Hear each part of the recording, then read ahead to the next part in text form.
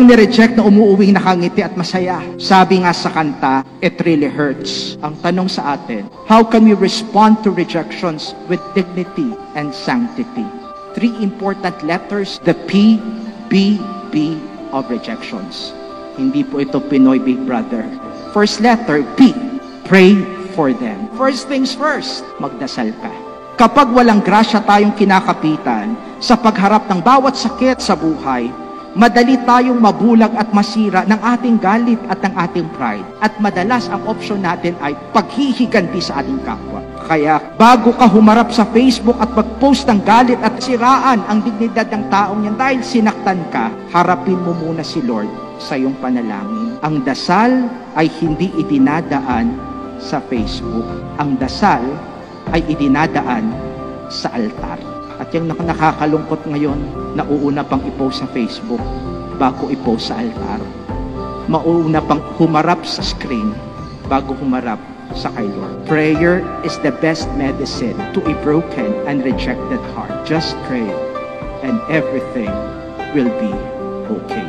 Second letter, B. Be good to them. Kabutihan at pagpapatawad ang nagbibigay ng kapayapaan at katahimikan sa mga pusong sugatan. Panalo tayo palagi sa grasya ng Diyos kung kabutihan ang mas pinapairal natin sa ating mga sugatang puso. Even when you are rejected, just be good. Because goodness is the attitude of a dignified and peaceful person. Goodness is Christ's presence in our midst. Kahit hindi man siya mabuti sa'yo, maging mabuti ka. Dahil ang kabutihan ang susi sa kapayapaan na hinahangad natin sa ating buhay. And the third point is, be fruitful because of them. Our experiences of rejections should not destroy our passion and hopes in life.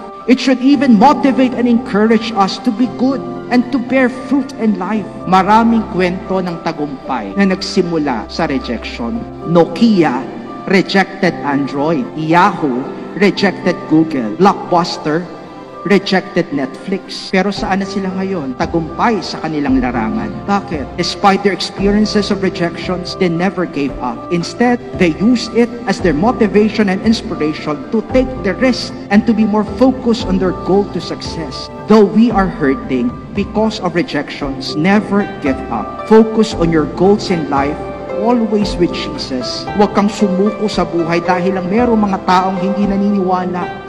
Alalahanin mo, may Diyos na kailanman hindi nawala ng tiwala at pag-asa sa iyo. Kumapit ka lang at huwag mawala ng pag-asa. Magtatagumpay ka kahit sa gitna ng mga sugat at hirap ng buhay. Dahil mas makapangyarihan ang grasya ng Diyos sa kahit anumang hirap na pinagdaraanan natin sa buhay.